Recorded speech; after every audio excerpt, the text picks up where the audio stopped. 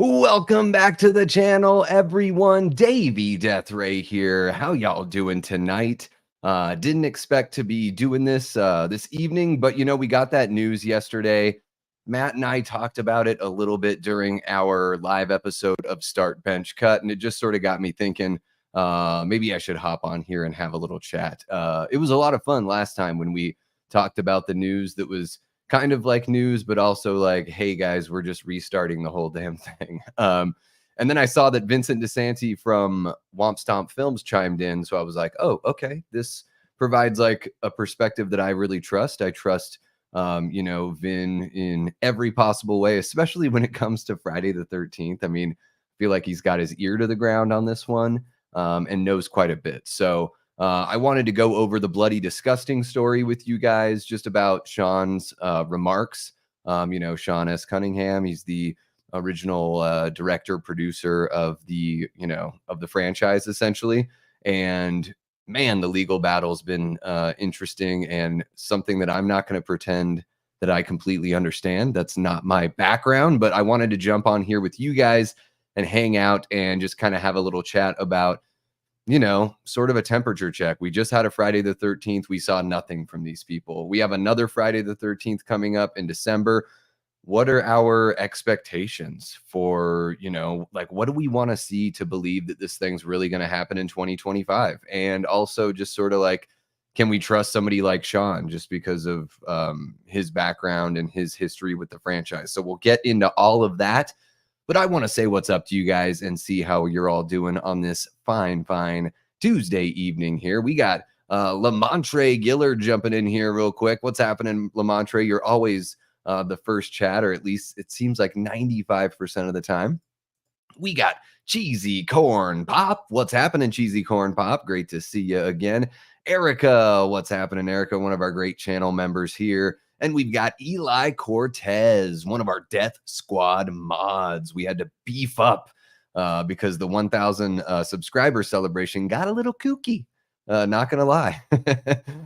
What's happening, Eli? Hope you are doing well. If you're making tacos, save some for me. Kate is actually making some burgers right now. So once I hop out of here, which I promise this one won't be long. And I know I talk so friggin' much. We really are going to try to keep this about an hour or so. I want you guys to be able to enjoy your lives, and it's a nice little like hop on, but kind of a break between Start Bench Cut and Late Night with the Davey tomorrow. We have Evan from Rockland Graves Productions. You're not going to want to miss that one. But let's get back to saying what's up here. Yes, and of course, Eli says, don't forget to slash that like button and sub to the channel. And if you're new here or you're curious about becoming a member, I know I've got to put something together for the members here this week for sure. 99 cents gets you a membership here at the channel. So something that's, I think, well worth it. And it's just going to become more worth it as we move along here. We've got Necro Mechanimal in the chat. What's happening, Necro? Great to see ya.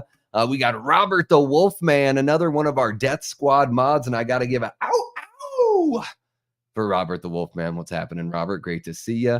Trisha McMasters, one of our great channel members here. What's happening, Trisha? Hope you're having a great day so far. And we're almost there. By lunchtime tomorrow, it'll officially be halfway through the week. So hell yeah to that. We got Antonis hanging out in the chat. What's happening, Antonis? Great to see you as well. Nicholas McMath, how are you doing, Nicholas? Always a pleasure to see you, my guy. 8 likes so far. I love it. We've got Good Real Hunting in the chat. What's happening, Brett, man? With a little Davey ASMR there. Oh yeah, Blu-ray Addict hanging out. What's happening, Blu-ray? Always a pleasure having you in the chat, of course. Who else do we got? We got Prince in the chat. How you doing, Prince? And Antonis chiming in here early. I love to see it. Sean S. Cunningham and Victor Miller need to stop acting like babies and make a new Friday the 13th movie. Yeah, it's all wrapped up in a whole, it's like two different sides. Certain factions own certain parts of the IP, but it doesn't sound like everyone owns the whole thing. So certain people are limited. They can't do movies. Other people can't show certain versions of Jason. It's all very confusing. And I keep on forgetting, like, which team is which here. I probably need to reach out to what's his face, the guy that played Shelly in part 3, Larry Zellner, I believe is his name, something like that.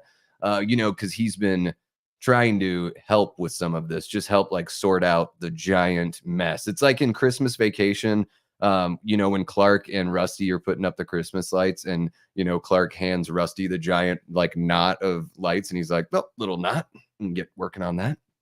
That's kind of like the rights issues here, it seems like. So, yeah, it's kind of messed up. What's happening, Gavin? Great to see you in the chat, my guy. Hope you're having a great night. How are you doing, Kyle Curtis? Always a pleasure to see you as well, sir. And let's see. Last night was a night of tough choices, wasn't it? Yeah, we try to make it that way with Start Bench Cut. I'm trying to think of like a way to sort of like up the ante. We had tossed around the idea of doing like making it kind of like a game where, Matt and I can like win points. So I don't know if it should be like we drop our Start Bench Cut and then we have you guys vote on like whose you agree with more. And then of course you could still put, if you have a totally different lineup, but I don't know, there's something, I feel like there's another corner we can turn on Start Bench Cut, because I really like the concept for what it is. I'm just sort of thinking like, what's the next little twist we can put on it to make it like a nice, like complete show. And then if we are going to have a point system, like what's the reward ultimately? So just those are ideas. Before I hopped in here, I was vacuuming the house and I was thinking like, how can we make Start Bench Cut a little more intriguing? I don't know. You certainly didn't want all of that information, Prince. I'm sorry. This is just me speaking what's going on in my brain. No connection to anything at all. And let's see here. We got 15 likes so far. That is awesome. Hell yeah. Get Steve Harvey involved. Couldn't hurt. That's a good idea, Gavin. I like that idea. But yeah, guys, let's see here. I think we're all caught up with everyone in the chat. The last time we hopped in here to talk about this, the team had hired, a brand new producer. So they had hired Brad Caleb Kane, and he essentially was given carte blanche to, it was basically a whole reboot of, they threw everything out that they were working on with Brian Fuller, and they told Brad Caleb Kane, okay, it's yours. I'm guessing he came in with an idea that they really liked, and he's going to be the writer and the executive producer. So he's going to run the show, and he is going to recreate or restart this whole project essentially. So I was pretty disappointed when nothing dropped on Friday. We just had a Friday the 13th. You figure if they really liked his idea a lot and they kind of knew where they wanted to go with the first season, they probably could have put together like a teaser poster or just something to sort of whet our appetite and let the fans know that something bigger was coming. And maybe, with that December Friday the 13th that's coming up here in a few months, you could drop something that's like really teasery. Like maybe you don't even use it in the show, but just something that sort of like is like a little splash reel that gives you a flavor of what you can expect from the TV show or something. Even like recreate the campfire scene from part 2 that they put in subsequent sequels, where it basically like tells you the story of Jason, right? You could do like a modern version of that, and it just shows like little flashes, even if you don't have anything filmed for the show yet. So I'm hoping that they do something there on that December Friday the 13th, or else I'm going to be really worried about this project. Because I'm just, it's something that Sean says here, and we'll get to it, is it sounds like maybe they're shooting for October 2025. And man, they better get going here if they think it's going to be ready to go by then. And there is a Friday the 13th in June next year, which is a damn shame that we likely, we'll probably get a teaser on that day or some sort of trailer, but who the heck knows? We got Brooke Scarlett hanging out in the chat. How are you doing, Brooke? Welcome to the chat. Everybody make Brooke feel welcome. She's a longtime viewer of the channel here. And we also have Brett Patrick jumping on in, says, hey there, we need something from this series. It's been too long. And I completely agree with you. I was really fired up last time when they brought on Brad Caleb Kane. I was like, This is all kind of a nothing burger because it's basically just like, hey guys, it's been 2 years and we're restarting. It's like, great, that's awesome. What the hell? Like, it's almost like, you're fired just out of nowhere. It's just sort of like, oh, okay, shit. So, like Antonis says here, the Friday the 13th TV show news was announced all the way back in 2022. Yeah, it was October of 2022, Antonis. So it's pretty much been 2 years here. And yeah, we're restarting and nothing to show for it in September on Friday the 13th, which is just a damn shame. Yeah. Nicholas is watching The Godfather. That's a great flick, man. I hope you dig it. Don't let my stupid voice and my ramblings ruin The Godfather for you. Just focus on that one. It's well worth it, absolutely. So yeah, guys, let's go ahead and hop on over to the Bloody Disgusting article and give it a view here. I'm gonna have a sip of water because I am parched. We had our first like under 100-degree weather day today, which is pretty wild here. September 17th, and we finally went below 100. And we probably hit 100 for the first time, maybe mid-May, beginning to middle of May.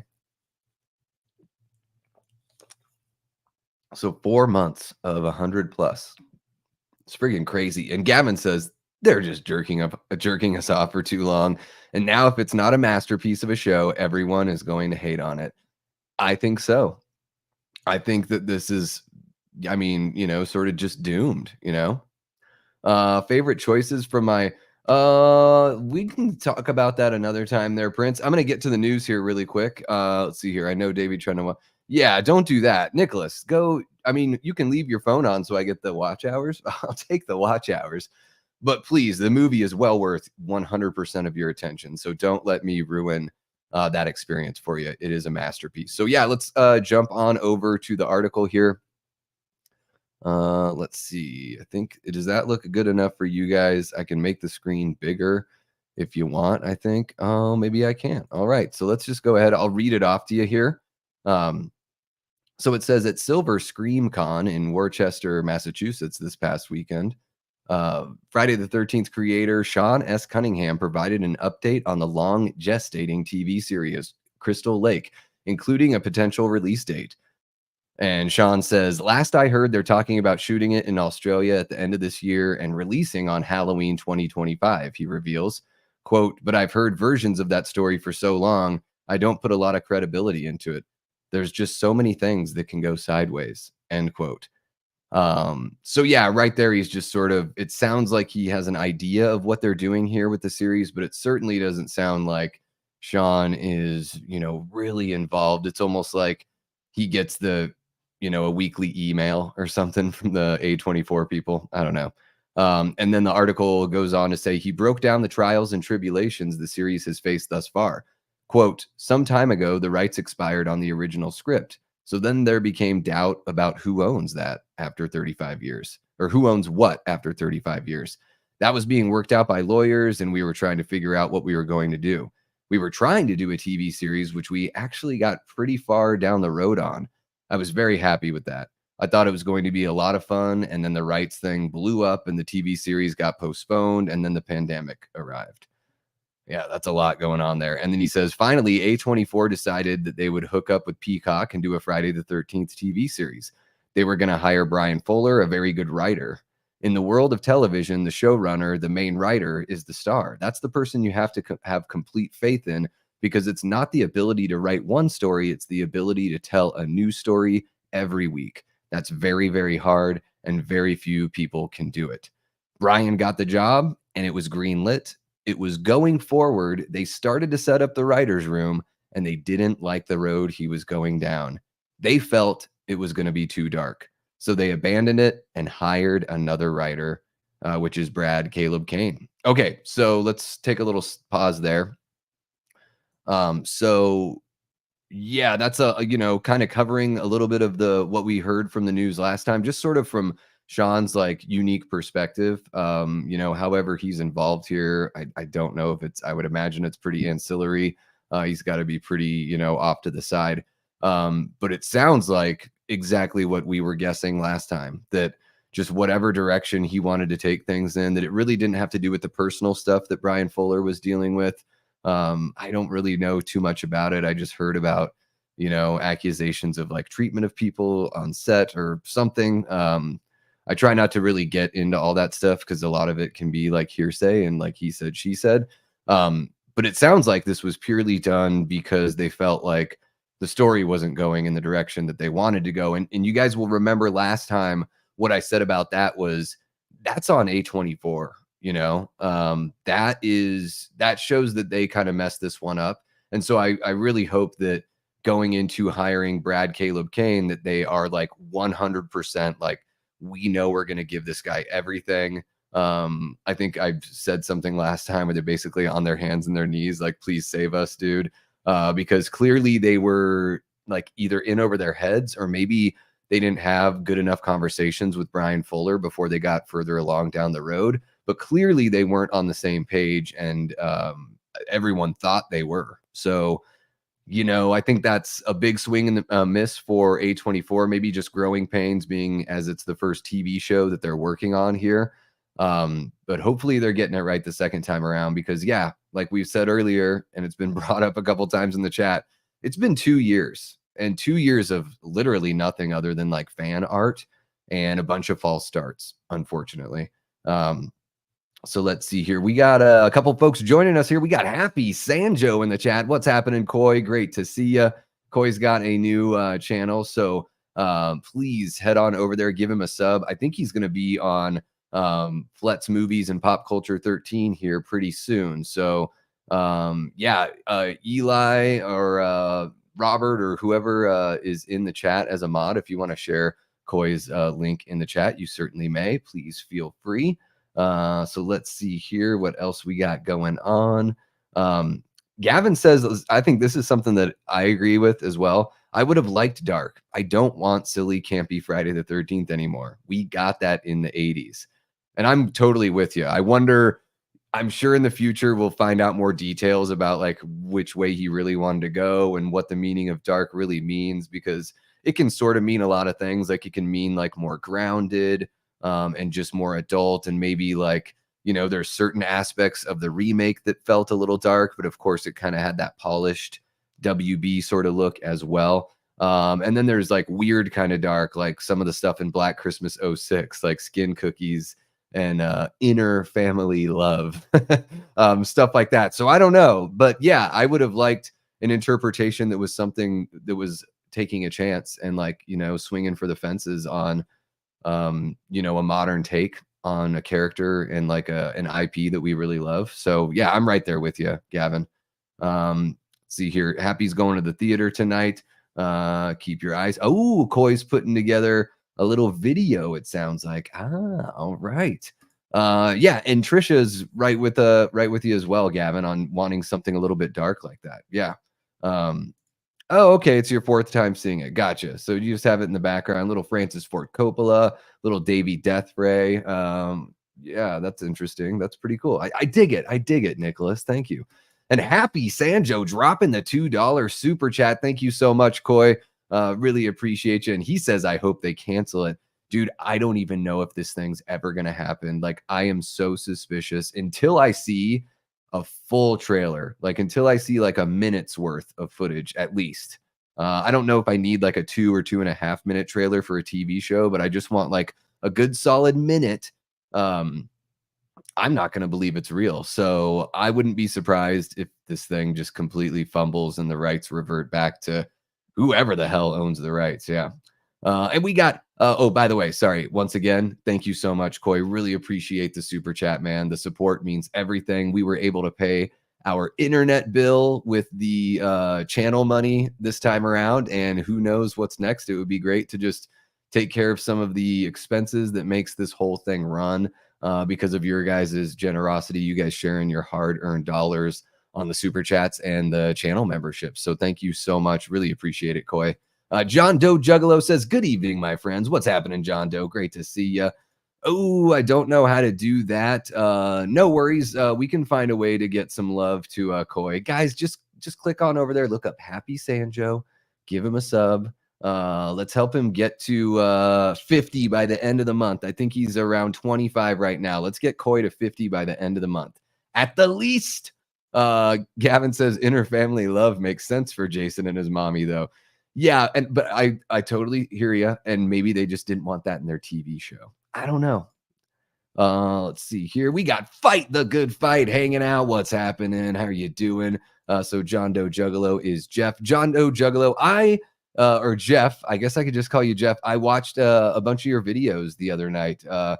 I had a really good time just like, listening to you talk about, your finds when you go out to do like DVD and Blu-ray shopping and like the deals you get. That was like fascinating to me. I don't do very much of that. So I'm like, oh man, I didn't even know that these opportunities existed. So it was really cool checking out your vids, man. Guys, give him a sub if you're a big physical media person and you like to shop for deals, because Jeff's got some good videos about that for sure. Let's see here. We got Ryan Olashow in the chat. What's happening, Ryan? Great to see you. Love having you hang out here. And guys, I guess we can hop back on over to the article. Let's continue what they've got for us.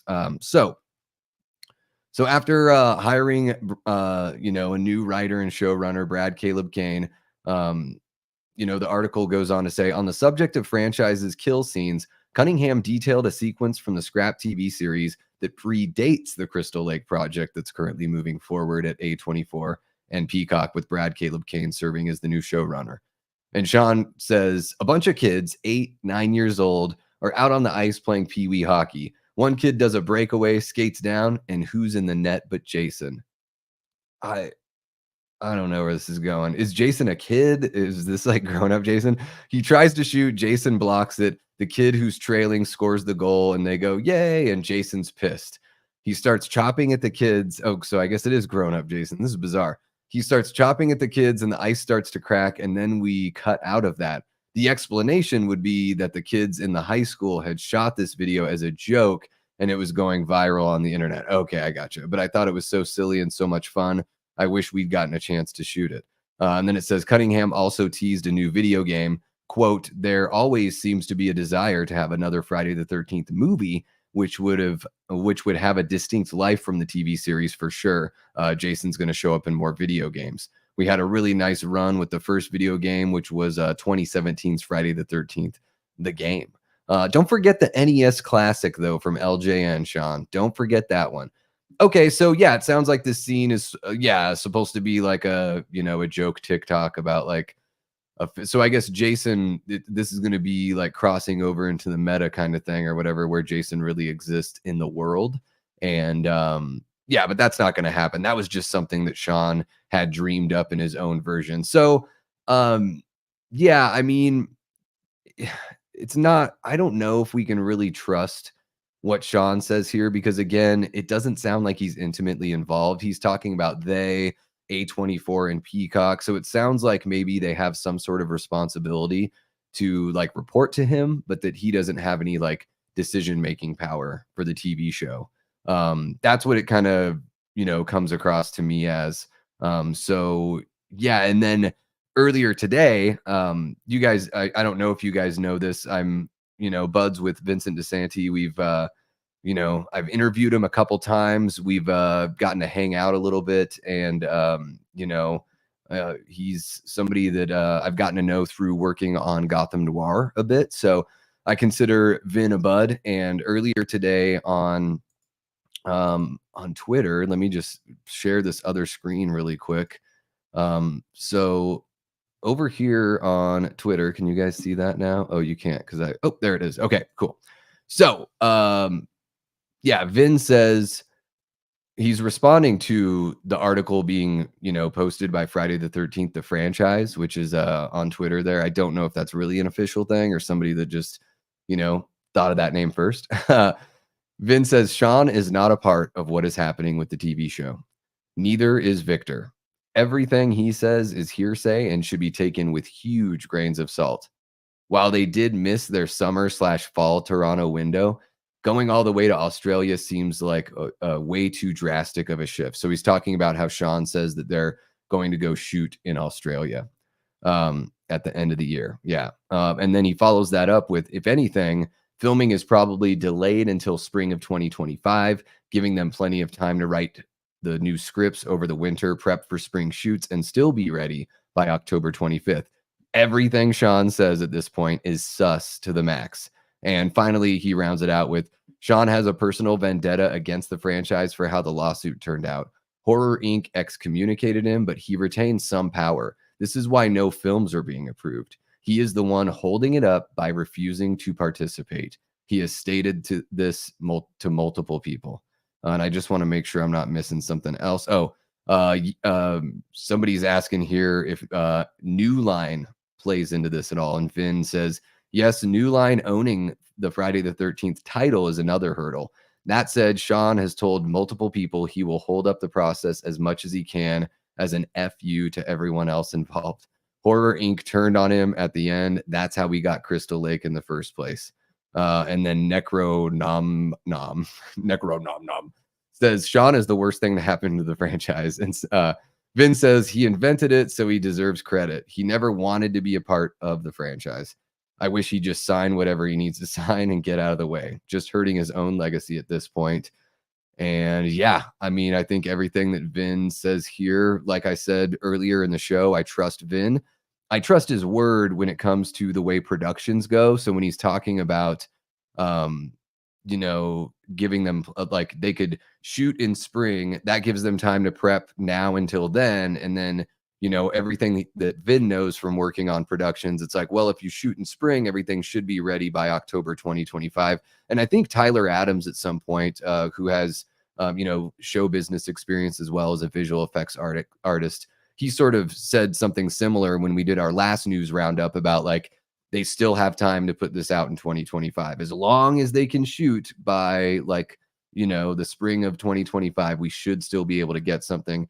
And it sounds like Vin totally agrees with that. And so, yeah, I see, on the one hand, it's like Sean must know something, but again, he doesn't have any control. And so I sort of feel like I want to err on the side of what Vin is saying here, because it sounds like Sean can't really be trusted, because I mean, it's very easy to assume that Sean doesn't want this thing to be successful, right? That if he really is holding up the films as an FU to the fans, then I doubt he wants anything to be successful, because he probably just wants to, he's like the Joker in The Dark Knight. Some men just want to see the world burn, something like that. It sounds like that's how Sean is treating his own creation, unfortunately. And Fight the Good Fight says the Friday the 13th game was actually really good. I love it. I thought it was amazing. I liked being Jason more. And I always got pwned by everyone when I was on there, but it was always a really fun time. And then once I died or whatever, if I was one of the counselors, it was fun to watch the rest of the round. It was kind of like a little mini version of a Friday the 13th movie, which we've been waiting for one for a really long time. So can you blame me? And then Antona says, when did the Friday the 13th lawsuit start? Was it before the 09 movie or after? It must have been after, because they used Jason, his likeness, his name, and the title Friday the 13th. So they must have had the rights, and something must have happened there. Either because what was it? Platinum Dunes had the rights to it at that point, and maybe New Line. I don't know if New Line and Platinum Dunes like worked together on that one. I can't remember the title cards from the film. Excuse my sloppy hair. But yeah, something must have happened where they didn't retain those rights, and then it went back and reverted to Victor and Sean, and then they started fighting, because I think Victor had rights over Jason and Sean had rights over like the name and everything else. So really bizarre. I'm not quite sure when that happened, Antonis. Yeah, Dark Room Review says the Friday the 13th game cracked me up for different reasons. Yeah, I really like it, and I even like the NES game. I don't like it as much as I like the Nightmare on Elm Street LJN NES game, but I do like the Friday the 13th one. It's fun. Let's see here. You guys are talking about video games. Let's see here. Spent so many hours playing it now, and I barely. Oh, you're talking. That's more video game talk. All right. Gavin says Jason wouldn't even be bullied today by Halloween Ends logic. The ugly dorks are the bullies now. Yeah, Jason would be the bully. Let's see here. Played Peacemakers. So more and more video game chat. All right. Nicholas says, I hope this series comes out eventually, but the guys in charge of it seem annoying. Yeah. And now I'm annoying, Nicholas, because now every time they release something, I start talking about it. This is like 60-year-old men acting like little girls. Yeah, I mean, they're acting like kids. It's a bunch of childish nonsense. Yeah, it's this whole like, well, if I can't have it, then I'm just going to make sure no one else can have it. It's a really sociopathic way of looking at it all. Yeah, so and then looks like Eli's got Happy Sanjo's link. Hopefully that one works there in the chat for you guys. It does. Perfect. Thank you so much. Really appreciate you, Eli. Got to share that or spread that love to the, the new content creators out there on the scene and encourage people like Koi to do their thing. I mean, I think, man, if you feel like you have a voice, you have something to say, like start a YouTube channel, just for your own, just for the practice of it. It's fun. Boom, there it is. Ryan sub to Happy, Trisha as well. Hell yeah, perfect. Bring back the Mohawk, says Prince. I don't know about that. I might be a little bit old for the Mohawk. Adrian James hanging out. What's happening, Adrian? Great to see you. So yeah, guys, I don't think I really have much to add. I know last time I was like really hot about it, but it was some pretty big news last time with them.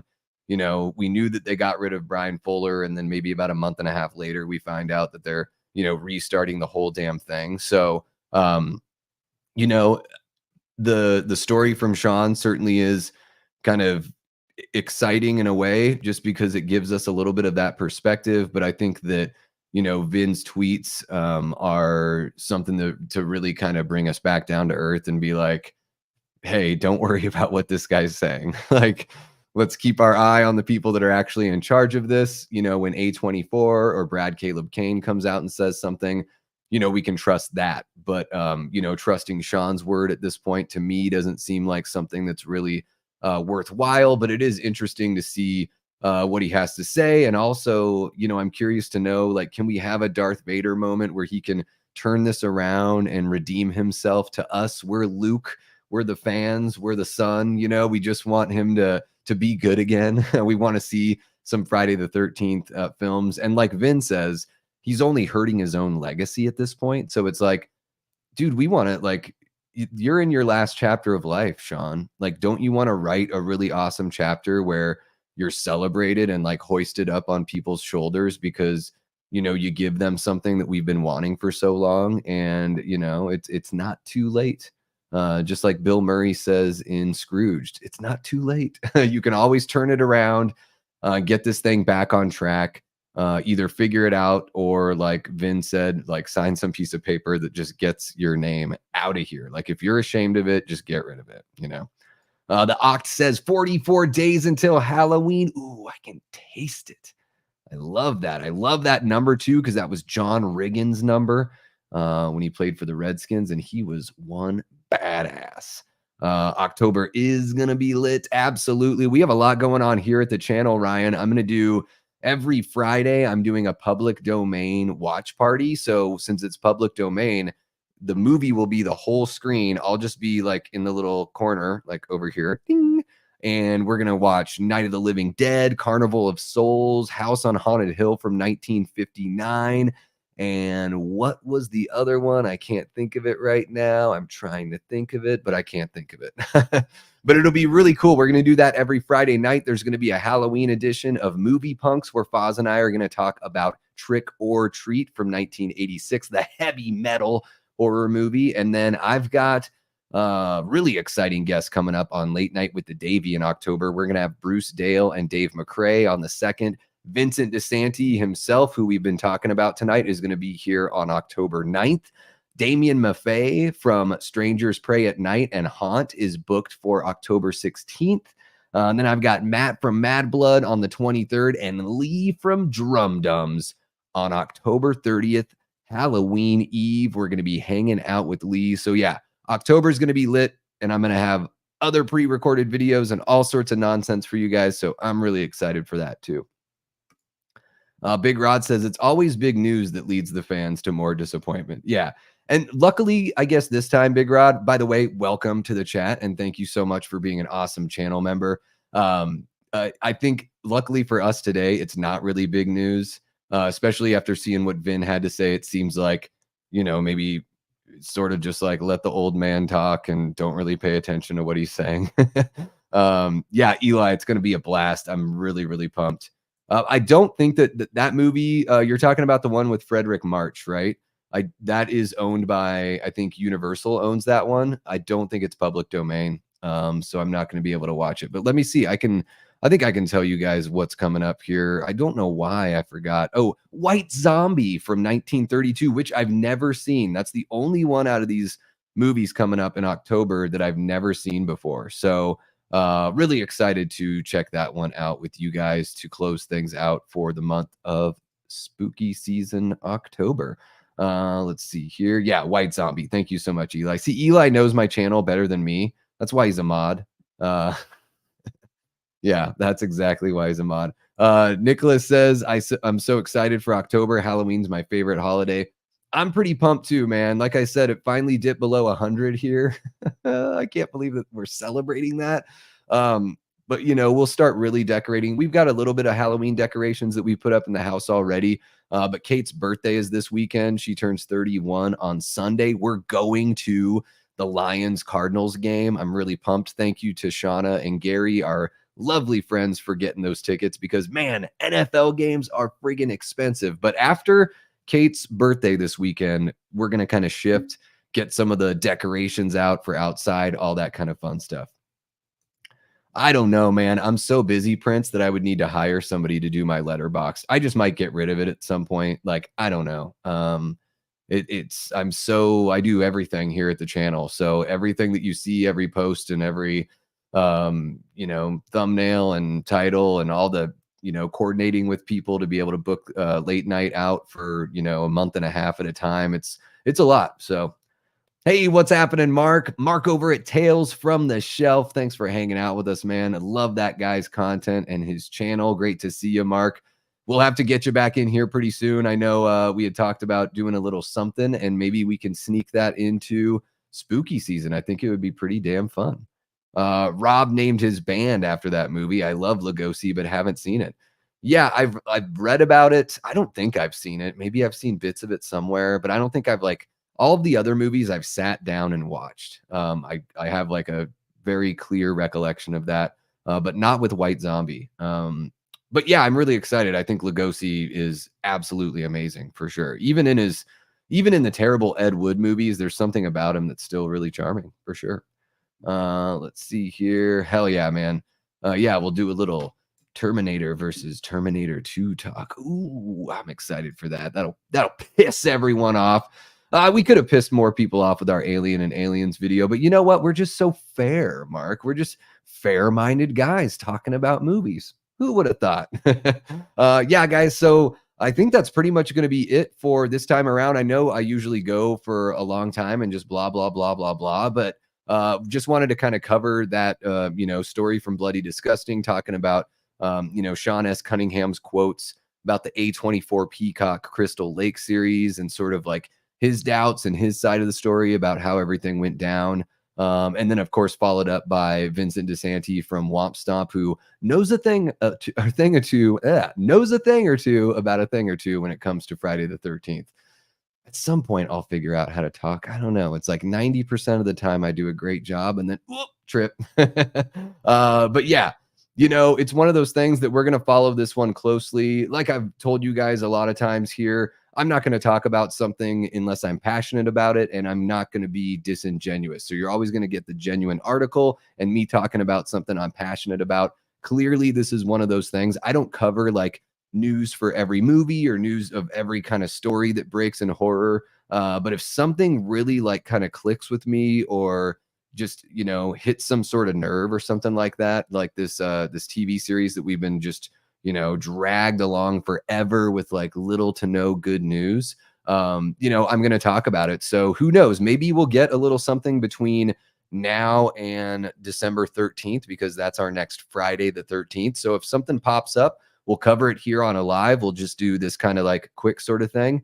And yeah, hopefully we get some good news, and not only some good news, but like hopefully we start getting some breadcrumbs, and on December 13th we get something a little more meaningful. So yeah, guys, really appreciate you hanging out with me tonight. Thank you so much for bringing it up again here, Eli. Don't forget to slash that like button and sub to the channel. Hit the join button. Just for $1 a month you can become a member here. So I got to up that membership content, so you look forward to getting some of that this week, guys.